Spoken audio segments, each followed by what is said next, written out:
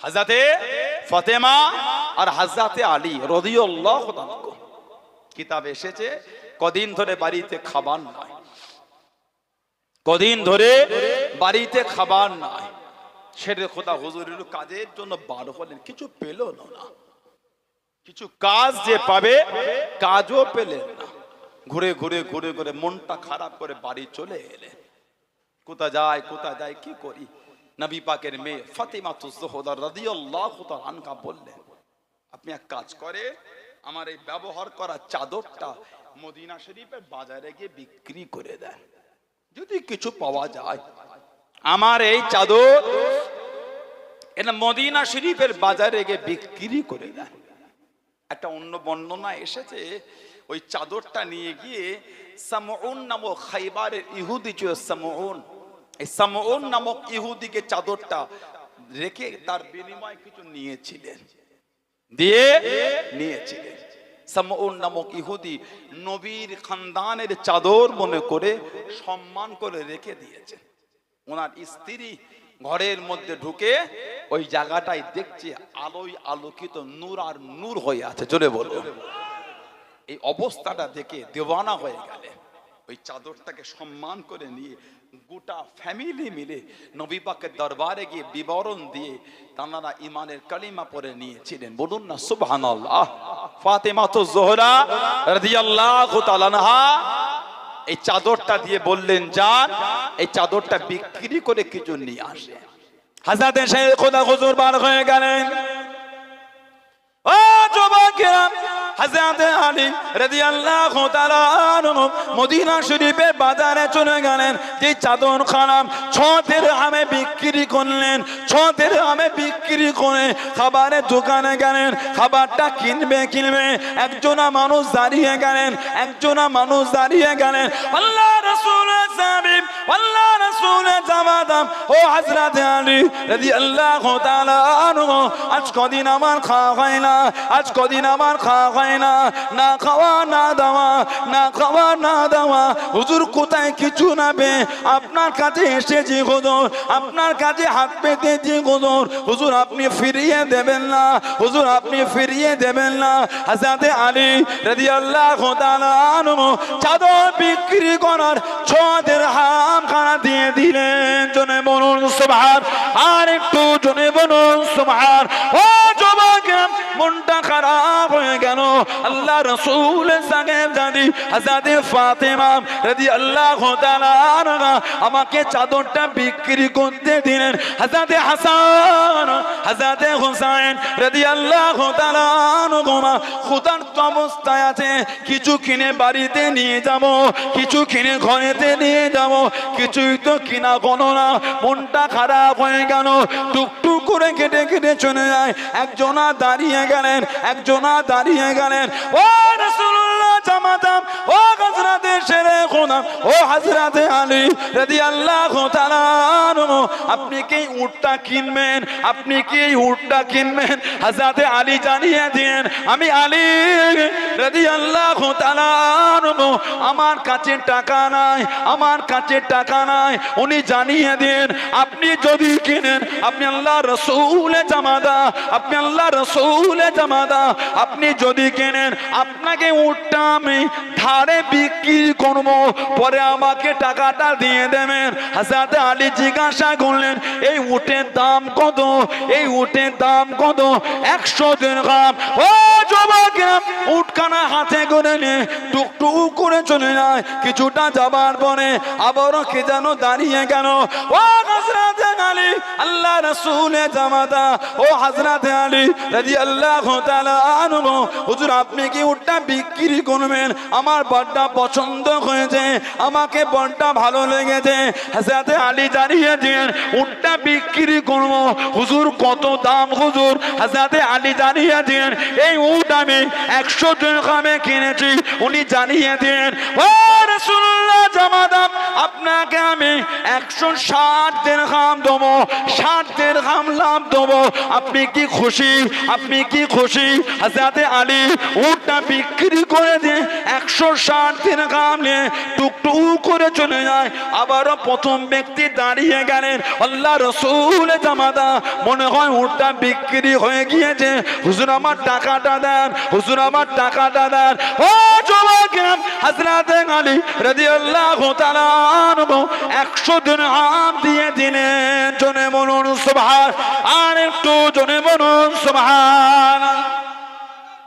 আল্লাহু আকবার, আল্লাহু আকবার, বলুন আলহামদুলিল্লাহ। চাদর বিক্রি করে 6 টাকা হলো। খাবার কিনবে, গরিব বলছে দাও। আমি যে বড্ডা খোদার, আপনি যে নবী পাকের জামাই, আমি আপনাকে চিনি। 6 টাকা হুজুর সব দিয়ে দিলেন। মনটা খারাপ, চিনে নিয়ে যাবো কি? হেঁটে হেঁটে যায়, কে জানে একজন উঠলে দাঁড়িয়ে, হুজুর উঠটা কেনেন, আপনি যে নবীর জামাই, হুজুর আপনি যদি কেনেন আমি বড্ডা খুশি হব। কত দাম? 100 টাকা। আমার কাছে তো টাকা না। যদি আপনি না, আপনি নবীর জামাই, আপনাকে আমি ধারে দেবো, টাকা পরে দিয়ে দেবেন। বললেন সুবহানাল্লাহ। নিয়ে একটু আগিয়েছে, আবার কে দাঁড়িয়ে বলে হুজুর উটটা বিক্রি করবেন। ওহ, কত? আমি এটা কিনেছি 100 দিরহাম। হুজুর আমি 60 দিরহাম আপনাকে লাভ দেবো, আপনি কি দেবেন? হুজুর বিক্রি করে দিলেন। বলুন না সুবহানাল্লাহ। এবার টাকাটা নিয়ে হাঁটে, সেই প্রথমের ব্যক্তি হুজুর উটটা মনে বিক্রি হয়েছে, টাকাটা দেন। এই 60 দিরহাম লাভ বাড়ি নিয়ে গেলেন, কিছু খাবার কিনে ফাতিমাতুজ জোহরা টাকাটা দেখালেন, খুশি হলেন। এত দাম? উনি বললেন আমি 6 দিরহাম আল্লাহ পাকের সাথে আমি সওদা করে 60 দিরহাম লাভ পেয়েছি। জোরে বললেন না। নবী পাকের জামাতা ছিলেন হযরতে উসমান। হযরতে উসমান মক্কা শরীফে যখন খরা হলো, ওনার মাল ছিল অনেক। মদিনা শরীফে খরা, মাল অনেক। মদিনা শরীফের ব্যবসায়ীরা গিয়েছে মাল বিক্রি করে। খরা হয়ে গেছে, লোক খেতে পাচ্ছে না। কত লাভ দেবে? আপনি 2% লাভ নেন, 2% নেন। উনি বললেন এত কমে হবে না, 3%, এতে হবে না। আমি এর থেকে বেশি লাভ পাচ্ছি, আমি কম লাভে দেবো কেন? ব্যবসায়ীরা দেখে সবাই তো আমরা এখানে, কে বেশি দাম দিল আপনাকে? হযরত উসমান হেসে হেসে বলেছিলেন আমি এই মাল আমার আল্লাহর সাথে আমি সওদা করে নিয়েছি। এই মালের টাকা আমি নেব না, এই মাল আমি এমনি দিয়ে দিলাম। জোরে বলো আল্লাহ। যে মালের 1 গুণা মানে আল্লাহ 10 গুণা আল্লাহ লাভবান বেশি। কোন বর্ণনায় আল্লাহ যে সওয়াব 700 গুণ পর্যন্ত বেশি দিয়ে থাকেন। জোরে বলুন না সুবহানাল্লাহ। হযরতে শেরে খোদা বললেন আমি 6 দিরহাম আল্লাহর সাথে সওদা করে 60 দিরহাম লাভ পেয়েছি। ওই টাকা নিয়ে নবী পাকের দরবারে গেলেন, হুজুর এই টাকা। নবী খুশি হয়ে বললেন আলী তুমি কি ওনাদের চেনো? তুমি কি ওনাদের চেনো? কার কাছ থেকে কিনলে আর কাকে বিক্রি করলে? জি না ইয়া রাসূলুল্লাহ, আমি যে ওনাদের জীবনও দেখি না। ইয়া রাসূলুল্লাহ, আমি ওনাদের কোনো জীবনও মদিনা শরীফে দেখিনি, জীবনও। আল্লাহ নবী জানিয়ে দিয়েছিলেন ও যুবকেরা, ও আমার মুরব্বি বাপদাদা, আল্লাহ নবী জানিয়ে দেন, আল্লাহ নবী শুনিয়ে দেন। ও বাবা জামাত আলী রাদিয়াল্লাহু তাআলা আনহু, তুমি জানার কাছ থেকে উটটা কিনলে বাবা, উনি অন্য কেউ নয়, উনি হলেন হযরত জিবরাইল আলাইহিস সালাম। জনে বলুন সুবহান, আর একটু জনে বলুন সুবহান। ও বাবা জামাত আলী, তুমি জানাকে গিয়ে 60 দিরহাম লাভে দিয়ে বিক্রি করলে, ওনাকে কি তুমি চেনো? ইয়া রাসূলুল্লাহ আমি মানলাম, ইয়া রাসূলুল্লাহ আমি মানলাম। আল্লাহ পাকে নবী আমি ওনাকে চিনি না হুজুর, আমি ওনাকে জানি না হুজুর। আল্লাহ নবী জানিয়ে দেন, আল্লাহ নবী শুনিয়ে দেন। ও বাবা জামাত আলী, উনি অন্য কেউ নয়, উনি হলেন আল্লাহ পাকের ফেরেশতা হযরত মিকাইল আলাইহিস সালাম, জনে বলুন সুবহান, আর একটু জনে বলুন সুবহান। আল্লাহু আকবার, আল্লাহু আকবার। তুমি আল্লাহর রাস্তায় দান করেছো বলে আল্লাহ খুশি হয়ে জিবরাইল আর মিকাইল আলাইহিমুস সালামকে তোমার কাছ থেকে উঠে সওদা করে আল্লাহ লাভ দিয়ে দিয়েছে। বলুন না সুবহানাল্লাহ। সেই শেরে খোদা হুজুরের ঘরে আল্লাহ পাঠিয়েছেন আমাদের জান্নাতের ইমামকে, আমাদের জান্নাতের ইমাম। নবীর মেয়ের সাথে শেরে খোদা হুজুরের বিয়ে। কোন বর্ণনা এসেছে হযরত আবু বকর, হযরত ওমর রাদিয়াল্লাহু আনহুমা ফাতিমা জোহরাকে বিয়ের প্রস্তাবও দিয়েছিলেন। কোন বর্ণনায় আছে নবী পাকের মেয়ের সাথে বিয়ে দিলেন হযরত আলী। সেটা খুদ আগে থেকেই চাইতেন নবী পাকের মেয়েকে বিয়ে করবেন। নবী এত ভালোবাসতেন, আল্লাহর রাসূল বলেছে আমি আমার খানদানের সবথেকে যে বেশি যাকে ভালোবাসি সেটা হলো আমার আলী। বলুন সুবহানাল্লাহ। যাকে সবথেকে বেশি ভালোবাসি। নবী পাকের বিছানায় হিজরাতের রাতে যিনি শুয়েছেন হযরতে আলী। সকাল হলে উঠবে, অমুক অমুক ব্যক্তির আমানত যেগুলি আমার কাছে আছে ওগুলো ফেরত দেবে। কাফেররা নবীর বিরুদ্ধচারণ করলো, নবীকে সত্যবাদী হিসাবে নবীর কাছে আমানত জমা রাখতো, বিরোধী করত, কিন্তু এটা বিশ্বাস ছিল মুহাম্মদ আমাদের ধোঁকা দেবে না। সুবহানাল্লাহ বললেন না সাল্লাল্লাহু আলাইহি ওয়াসাল্লাম। টাকা পয়সা সব নবীর কাছে। আল্লাহর নবী সব সেটা খোদাকে বুঝিয়ে দিলেন, এই অমুক অমুক ব্যক্তির এটা রেখে দাও, সকাল হলে উঠবে, এইগুলি পৌঁছে তুমি হিজরাত করবে। কম বেশি 3 দিন ধরে খালি উনি মক্কা শরীফে লোকের আমানত পৌঁছেছিলেন। যার যার জিনিস নবী পাকের কাছে ছিল সব রাসূল বললেন উনি 3 দিন ধরে পৌঁছেছেন। বলুন না সুবহানাল্লাহ। নবী পাকের মেয়েকে বিয়ে করবে হযরতে ফাতিমা রাদিয়াল্লাহু তাআলা আনহা, ওনাকে বিয়ে করবে হযরতে আবু বকর, হযরত ওমর, হযরত উসমান রাদিয়াল্লাহু আনহুম আজমাইন। তিনজনই মাঝে মাঝে বলতেন যাও না নবীকে গিয়ে বলো। কোন বর্ণনায় হুজুরের বাড়ির দাসী সে বললেন নবীর মেয়েকে বিয়ে করবেন, গিয়ে বলেন না। শেরে খোদা চলে গেলে নবী পাকের দরবার। নবী পাক জিজ্ঞাসা করলেন কি মনে করে এলে? চুপ করে বসে আছে। আবার নবী বলছেন কি মনে করে এলে? চুপ করে। আবার বলে কি মনে করে এলে? চুপ করে। খানিকক্ষণ পরে রাসূল আমার নিজেই বলে দিলেন আমার ফাতেমাকে বিয়ে করবে, সেটা বলতে এসেছো? বললেন না সুবহানাল্লাহ। আমার ফাতেমাকে বিয়ে করবে রাদিয়াল্লাহু তাআলা আনহা, সেটা বলতে এসেছো? রাসূলুল্লাহ খুশি হয়ে গেলেন। তবে নবী বললেন বিয়ে যে করবে দিনমোহর কি দেবে? আমার মেয়েকে দিনমোহরটা কি দেবে?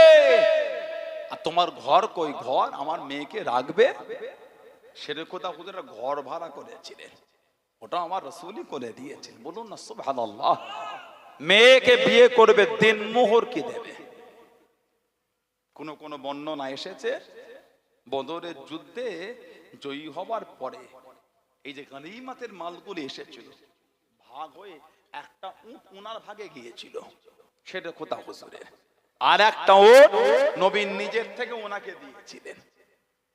দুটো উট, ওইটা নিয়ে উনি একটা রিজিকের একটা রাস্তা উনি ঠিক করছেন। কোন বর্ণনায় নবী পাককে বলে হুজুর আমার কাছে দিনমোহর দেওয়ার মতন কিচ্ছু না, মোহর যে দেবো কিচ্ছু নয়। নবী বললেন দিনমোহর না দিলে তো হবে না। আমাদের সমাজে আছে দেখবেন অনেকে বইয়ের দিনমোহরই দেয়নি, নাউজুবিল্লাহ বলেন। কিছু কিছু সময় দেখা যায় গ্রামে কেউ মারা গেলে ওই ইমাম সাহেব ওই মাইয়েতের ছেলেটাকে কাফনের কাছে ডেকে বলে তোর মাকে বলো তখন আব্বাকে দিনমোহরটা মাফ করে দেয়। আস্তাগফিরুল্লাহ বলেন। ওহ, 40 বছর ঘর সংসার হয়ে গেল, 50 বছর ঘর সংসার হয়ে গেল, এখনো বিবির দিনমোহর মিটান নাই। বিয়ে করার সময় এত খরচা করলে বিয়ে হলো, এত টাকা পয়সা খরচা করে বিয়ে হলো, আর দিনমোহর মিটাবার সময় আপনি ভিখারি হয়ে গেলেন। কথা ঠিক বলছি না ভুল বলছি? এখন এই স্বভাব আছে। এত বিয়েতে খরচা করবে, গায়ে লাগবে না, ইচ্ছা মতন দু হাতে খরচা করে। এখন দু হাতে খরচা করছে। বিয়ের সময়, বিয়ের দিন সকালে বা বিয়ের আগের দিন এটা লাগবে, তুই এই টাকা নিয়ে যা, যা লাগে লাগে, বাকিটা তোকে দেখে পরে খরচা করবে। আবার সময় নাই, বড্ড ব্যস্ত, কথা বলে না, ঠিক না ভুল? না, তোর কাছে কিছু টাকা রেখে দে, ওখান থেকে খরচা করবি, পরে আমাকে হিসাব দিবি, ঠিক না ভুল বললাম? এত টাকা ওর পকেটে হয়েছে। আর যখন দেনমোহর মাদে বলে 1001 টাকা বেঁধে দাও না, 2001 বেঁধে দাও, নাউজুবিল্লাহ বলেন, আস্তাগফিরুল্লাহ বললেন না? কি জুলুম দেখেছেন, কি জুলুম দেখেছেন। বর্তমান সময় সন্ধিক্ষণে 10,000-এর নিচে দেনমোহর বাঁধা ঠিক না। বর্তমান সিচুয়েশন, বর্তমান অবস্থায় 10,000-এর নিচে দেনমোহর বাঁধবেন না। ওটা আপনার বিবির সম্মান, ওই দেনমোহরটা ওটা আপনার বিবির সম্মান। তবে কোন পুরুষের যদি চিন্তা হয় বিবির দেনমোহর দেব না, আল্লাহর শরীয়তে ওই মেয়েটা ওই ছেলেটার জন্য হারাম। সম্পর্ক হলে হবে জিনা, বলুন নাউযুবিল্লাহ। সন্তান হলে হবে অবৈধ সন্তান। কোন ছেলের নিয়ত যদি এটা হয়, বউকে আমি দেনমোহর দেব না, লা হাওলা ওয়ালা কুওয়াতা ইল্লা বিল্লাহ। যাদের বাকি আছে, হয় আজকে রাতে মিটিয়ে দেবেন, নাই কালকে মিটিয়ে দেবেন। কঠিন গুনাহ কিনছেন, সব হয়ে গেল নগদে, দেনমোহর এখনো মিটছে না। এই অভ্যাসগুলি ভালো না। শরীয়তকে শরীয়তের মতন প্রাধান্য দিতে হয়। গজব তো ওই জন্য আমাদের উপর এত বেশি, শরীয়তকে গুরুত্ব দিয়ে ভুলে গেছি আমরা। শরীয়তকে গুরুত্ব দিতে ভুলে গেছে। লা হাওলা ওয়ালা কুওয়াতা ইল্লা বিল্লাহ। আল্লাহ আমাদেরকে বুঝা তৌফিক দান করে, বলুন আমিন। আল্লাহ রাসূল বলেছে দেনমোহর বলে হুজুর কিচ্ছু নাই। সেটা কথা, হুজুরের যুদ্ধের জন্য একটা বরলাম ছিল, বর্ষা, যেটা কম বেশি 4 দিরহামে বিক্রি হবে। 4 দিরহাম, ওতে কি হবে? আল্লাহ রাসূল বললেন দেনমোহর না দিলে তো মেয়েকে তোলা যাবে না, তোমাদের বাসর ঘর তো হবে না। হযরত শেরে খোদা হুজুর বার হয়ে গেলেন। ও যুবকেরা, ও আমার মুরব্বি বাপদারা, হুজুর আমার চিন্তিত হয়ে গেলেন। দেনমোহর কোথা জোগাড় করব, দেনমোহর কোথা থেকে জোগাড় করব? ওই বর্ষাখানা নিয়ে ঘেটে ঘেটে চলে যায়। হযরত উসমান রাদিয়াল্লাহু তাআলা আনহুর সঙ্গে মুলাকাত হয়ে গেল, হুজুরের সঙ্গে দেখা হয়ে গেল। ও হযরত আলী রাদিয়াল্লাহু তাআলা আনহু, আপনার মনটা কেন খারাপ? আপনার মনটা কেন খারাপ? হযরত আলী জানিয়ে দেন, আমি আলী রাদিয়াল্লাহু তাআলা আনহু, আল্লাহ নবী জানিয়ে দিয়েছেন, আল্লাহ নবী হুকুম করে দিয়েছেন, দেনমোহর না দিলে, দেনমোহর না দিলে আমাদের বাসর ঘর হবে না, আমাদের দাম্পত্য জীবন এক জায়গায় হতে পারবো না। চিন্তিত হয়ে গিয়ে এই আমার বর্ষাটা বিক্রি করার জন্য বার হয়েছি। 4 দিরহামের বেশি দাম দেয় না।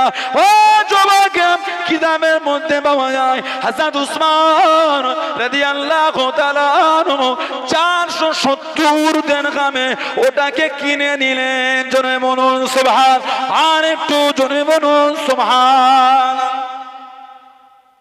470 দিরহাম, যেটা 4 দিরহামের বেশি দেয় না। অন্য আরেকটা বর্ণনা আছে 400 কম বেশি 9 দিরহামে বিক্রি হয়েছে। 409 দিরহাম বিক্রি হয়েছে। শেরে খোদা হুজুরের থেকে ওটা নিয়ে নিলেন। অনেকক্ষণ পরে হযরত উসমান রাদিয়াল্লাহু তাআলা ওটাকে হযরত আলীকে আবার ফেরত দিয়ে বলে, এটা আপনাকে আমি হাদিয়া করে দিলাম। বলুন সুবহানাল্লাহ। দিনমোহর হিসাবে দিয়েছিলেন 400 দিরহাম, দিনমোহর হিসাবে 400 দিরহাম, আর বিয়ের খরচা কম বেশি 70 দিরহাম। ওলিমার ব্যবস্থা করলেন নবী, ওলিমার ব্যবস্থাটা করলেন আমাদের নবী, একটু বড় করেই করলেন। গোটা মদিনা শরীফে দাওয়াত, সুবহানাল্লাহ বলবেন না? মুনাফিকেরা লটিয়ে দিল। এই গোটা মদিনায় এত মানুষকে খাওয়াবে কি করে? এত মানুষ, নবী পাক হুকুম করলেন একসাথে সবাইকে বসাবে না। 3 দিন ধরে খালি ওলিমার খাবার খাওয়ানো হয়েছে, 3 দিন ধরে। বললেন না সুবহানাল্লাহ? তারপরও খাবার বেঁচে গিয়েছে, বলুন আলহামদুলিল্লাহ। মদিনা শরীফের বাড়ি বাড়ি খাবার পৌঁছাতে হয়েছে, বলুন না সুবহানাল্লাহ। হযরতে আলী আর হযরতে ফাতিমা রাদিয়াল্লাহু তাআলা দুজনকে আল্লাহ এক জায়গায় জড়ো করলেন। দুনিয়ায় বিয়ে হবার আগে মালায় আল্লাহ তাআলা বিয়ের এটা খবরটা এলহান করে দিয়ে বিয়েটা পড়িয়ে দিয়েছে। জোরে বলুন, আর একটু জোরে বলা যাবে না? আল্লাহ নবী সাহাবাদের নেওয়াজ করেন, ও যুবকেরা, হযরতে জিবরাইল আলাইহিস সালাম আল্লাহ নবীর সামনে চলে গেলেন, আল্লাহ নবীর কাছে দেখি দাঁড়িয়ে গেলেন। আসসালামু আলাইকা ইয়া রাসূলুল্লাহ হাবিবাল্লাহ। আল্লাহ নবী সালামে জবাব খানা দিলেন, আল্লাহ নবী উত্তর খানা দিলেন। আল্লাহ নবী দিকে ফিরে ফিরে মুচকে মুচকে হাসেন। আল্লাহ নবী জিজ্ঞাসা করলেন, আল্লাহ নবী জানতে চাইলেন, ও হযরতে জিবরাইল, আমি নবী আমার দিকে ফিরে ফিরে কি জন্য আপনি হাসেন, কি জন্য আপনি হাসেন? ইয়া রাসূলুল্লাহ হাবিবাল্লাহ, ইয়া রাসূলুল্লাহ হাবিবাল্লাহ। আল্লাহ পাকে নবী হুজুর বিয়াদি মাফ করুন, গুস্তাখিটা ক্ষমা করুন। আল্লাহ পাক বনে পাঠিয়ে দেন, আল্লাহ পাক বনে পাঠিয়ে দেন হযরতে ফাতিমা, হযরতে আলী রাদিয়াল্লাহু তাআলা আনহুমা, তানাদের দুজনে বিয়ে করা। আল্লাহ রাব্বুল আলামিন পরাবার কথা বলে দেন, ইয়া রাসূলুল্লাহ হাবিবাল্লাহ, ইয়া রাসূলুল্লাহ হাবিবাল্লাহ। আল্লাহ পাকে নবী হযরতে ফাতিমা, হযরতে আলী রাদিয়াল্লাহু তাআলা আনহুমা, তানাদের দুজনের বিয়ে খারাপ। আল্লাহ রাব্বুল আলামিন মালাই আলা ফেরেশতাদের মজলিসে এলান করে দিয়েছেন। জোরে বলুন সুবহান, আর একটু জোরে বলুন সুবহান। ও যুবক, আল্লাহ নবী জিজ্ঞাসা করলেন, আল্লাহ নবী জানতে চাইলেন, ও হযরতে জিবরাইল, ও হযরতে জিবরাইল, আমার ফাতেমা, আমার আলী রাদিয়াল্লাহু তাআলা আনহুমা, তাদের দুজনের বিয়ের খবরে কতজন ফেরেশতা ছিলেন, কতজন ফেরেশতা ছিলেন? ইয়া রাসূলুল্লাহ হাবিবাল্লাহ, ইয়া রাসূলুল্লাহ হাবিবাল্লাহ। আল্লাহ পাকের নবী ৭০,০০০ ফেরেশতা সামনে আল্লাহ পাক এলান করে দিয়েছেন। জোরে বলুন সুবহান, আর একটু জোরে বলুন সুবহান। ৭০,০০০ ফেরেশতা আল্লাহ এই বিয়ের খবর আল্লাহ এলহান করে বিয়ে পড়িয়ে দিয়েছেন। আল্লাহ আপনাকে হুকুম পাঠিয়েছে দুনিয়ায় বিয়েটা পড়াবার জন্য। বলুন সুবহানাল্লাহ। দুজনকে আল্লাহ এক জায়গায় জড়ো করলেন। কেন? জান্নাতের যুবকদের ইমামকে আল্লাহ পাঠাবেন। একটা হাদিস শরীফ এসেছে, মুস্তাদরাকে হাকিম বলে, ইমাম হাসান হোসেনের মাকামটা কত আলা। ভালোবাসা ধোঁকা দেয় না, ভালোবাসা ধোঁকা দেয় না, ধোঁকা প্রেম ধোঁকা দেয় না। ভালোবাসাটা যদি সত্যের উপরে হয়, ভালোবাসাটা যদি মিথ্যা না হয়, ভালোবাসা ধোঁকা দেবে না। বুখারী শরীফ আর মুসলিম শরীফের হাদিস মুত্তাফাকুন আলাইহি, নবী বলেন, আল মারউ মা মান আহাব্বা, যে যাকে ভালোবাসবে সে তার সাথেই থাকবে। সুবহানাল্লাহ বলেন। ওজন্য ইবাদত বেশি করতে যদি নাও পারেন, চরিত্রটা নবী পাকের মতন, সাহাবাদের মতন, তাবেঈনের মতন, ইমামদের মতন, আল্লাহ ওয়ালাদের মতন রাখার চেষ্টা করে। তানাদের জায়গা নিজের অন্তরের মধ্যে রাখেন। ইবাদত যদি কম হয়, ভালোবাসার জন্য আল্লাহ কিয়ামতে এক কাতারেই দাঁড় করিয়ে দেবে। নবী বলেছেন, আল মারউ মা মান আহাব্বা, যে যাকে ভালোবাসবে সে তার সাথেই থাকবে। সুবহানাল্লাহ বলবেন না? যদি আমাদের মহাব্বতটা নবী পাকের সাথে হয়, আপনি অন্য জায়গায় যাবেন, নবীর কাতারে আল্লাহ দাঁড় করাবেন। বলুন না আমিন, বলেন আল্লাহুম্মা আমিন। যদি আপনার ভালোবাসা নোংরা লোকেদের সাথে হয়, বর্তমান তো বেশিরভাগ আমাদের ভাইদের ভালোবাসা খারাপ লোকেদের সাথে একটু বেড়ে গেছে।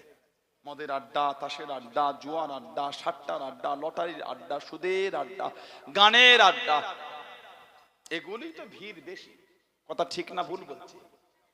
আমি আজকেই বলছিলাম আপনাদের এই ৩৪ নম্বর রোড হাইওয়ে, তাই তো ৩৪ জাতীয় সড়ক 4 লেন হচ্ছে, ওইদিকে সব কাজ হয়ে গেছে। আওয়াল সিদ্দির ওই পাটটায়, জাগলের ওই পারে কাজ হয়ে গেছে, তাই তো? জাগলের এই পাটটা থেকে এই দিকটা বাকি আছে, কোনো কারণে একটা আটকে ছিল, এখন সেই জটটা কেটেছে। সব জায়গাওয়ালারা টাকা পাচ্ছে। কম পাচ্ছে না বেশি পাচ্ছে? কথা বলে না। কম পাচ্ছে না বেশি পাচ্ছে? ভালোই পাচ্ছে। আপনার অর্থে আমার হিংসা নাই। আল্লাহ প্রত্যেকের হালাল মালে বরকত দান, বলুন আমিন। আপনার রক্ত ঝরানোর পয়সা আমার নজর হবে কেন? ওটা আমার তাহলে মনটা নোংরা। আপনার রক্ত ঝরানো পয়সায় আমার যদি নোংরা নজর হয়, ওটা আমি নোংরা। কথা ঠিক না ভুল বললাম? আমার রক্ত ঝরানোর ইনকাম হালাল ইনকামে আপনার নজর হচ্ছে কেন? আপনার মনটা তো নোংরা। আল্লাহ আমাকে দিয়েছে, আপনি কষ্ট পাচ্ছেন কেন? আল্লাহ আপনাকে দিয়েছে, আমি কষ্ট পাচ্ছি কেন? দোয়া চান, আল্লাহ ওনাকে দিলেন, আল্লাহ আমি গুনাহগার, আল্লাহ আমাকেও দেন। এটাই তো মোমেনের দোয়া। কথা ঠিক না ভুল বলছি? আল্লাহ ওনাকে দিন, আল্লাহ আমাকেও দেন। আল্লাহ আপনি রিজিকের মালিক, আল্লাহ আপনি রাযিকুল ইবাদ। খুশি হবেন কে? আল্লাহ। সুবহানাল্লাহ বলে। এসব টাকাগুলো পাচ্ছে। আমি বলছিলাম বেশ কয়েক বছর আগে এই এয়ারপোর্টের পাশে, কি বলে জায়গাটাকে বলে তো? সবাই জানেন, নাম জানেন আপনারা? বলে কি? লন্ডন। লন্ডন কি বলে? দ্বিতীয় লন্ডন কোনটা? Rajarhat, mega city, new town. ওরা বলে লন্ডন করবো নাকি? কথা বলে না। 1 বিঘে জায়গা ওখানে 2 লাখ টাকায় বিক্রি হতো না 20-25 বছর আগে। লোক যেত না। বড় বড় বন ছিল, শিয়ালের আড্ডা ছিল।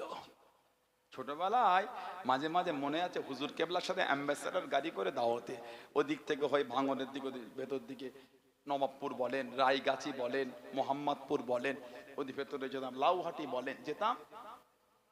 মাঝে মাঝে রাস্তায় দাঁড়ালে ভয় লেগে যেত, এত জঙ্গল মতন হয়ে থাকতো। এখন গিয়ে দেখেন আপনি, মনে হচ্ছে বেলা 12টায় ঘুরছে আমি, এত লাইটের ফোকাস। কথা ঠিক না? উপমা হিসাবে বললাম। বেশিরভাগ জায়গা কিন্তু আমাদের ঘরের ভাইদেরই ছিল। আজ থেকে 4-5 বছর আগে ওই এলাকাটায় খালি মদের দোকানে ছেয়ে গেছিল। ওই এলাকায় খালি মদের ঠেক হয়েছে, বার হয়েছে, BAR, তাই তো? বার হয়েছে, খালি মদের ঠেক হয়েছে। আল্লাহ ওই জায়গা থেকে দুটো হালাল টাকা মিলালো, এদের পকেটে এসে মাথা আর কাজ করে না। এত টাকা! ওহ, যেই জমিটা 3 লাখে বিঘে, সে শতক বিক্রি হচ্ছে 5 লাখ 7 লাখে, 10 লাখে শতক। মাথা আর কাজ করে? এত টাকা 2 বিঘে হলেই তো হয়ে গেল। পাগল তো। টাকা করে গদির মধ্যে টাকা রাখবো না কোথা রাখবো, পাগল তো। এবার বেশিরভাগ মানুষ রাখতে পারে না। আল্লাহ মিলালো, 1 প্লটে 10 বিঘে জায়গা কিনে ফেলো, অন্য জায়গায় 2টো দোকান করো, সুন্দর করে বড় একটা হালাল ব্যবসা করো। উনি দামি একটা মোটরসাইকেল কিনেছে, উনি দামি একটা 4 চাকা কিনে হাতে একটা সোনার চেন করেছে, ব্যাসলেট, গলায় একটা চেন, 5 আঙ্গুলে 5টা সোনার আংটি, আর ওই কাঁচের ঘর যেটার নাম বললাম একটু আগে, কালারিং পানি, ওইখানে প্রতিদিন সন্ধ্যা হলে বসছে, ভোর হলে ঘরে আসছে। মিলিয়ে নেবেন। ফালতু বক্তে সানাউল্লাহ সিদ্দিক আপনার কাছে আসেনি। এই এলাকায় পাচ্ছে, আমি তাই বললাম আল্লাহ এদের সুবুদ্ধি দান, যার টাকাগুলো যেন ভালো পথেই খরচা করে। আমাদের টাকা হলে মাথা কাজ করে না। লা হাওলা ওয়ালা কুওয়াতা ইল্লা বিল্লাহ। আল্লাহ আমাদের সকলকে হেফাজত করেন, আল্লাহ হকের উপর চলা তৌফিক দান করে, বলুন আমিন। জোরে বলা গেল না আল্লাহুম্মা আমিন। তা বলে আবার আপনারা যেন কষ্ট নিয়ে নেন, আমার সব মিডিয়ায় দেখে রাজাহাটে ভাইগুলো দুঃখ নিয়েও নেই যেন। আমার সবাইকে বলিনি, কিছু কিছু বাস্তব তুলেছি। নবী বলে যে আল হাক্কু মুররুন, হক কথা তেতো, একটু কষ্ট হয় একটুখানি। আমার মধ্যে যদি কিছু ভুল থাকে না, যদি আপনি আমাকে বলেন, আমারও কষ্ট হবে, এটা নিয়ম। এটা নবী বলেছে, নবীর কথা মিথ্যা হবে না।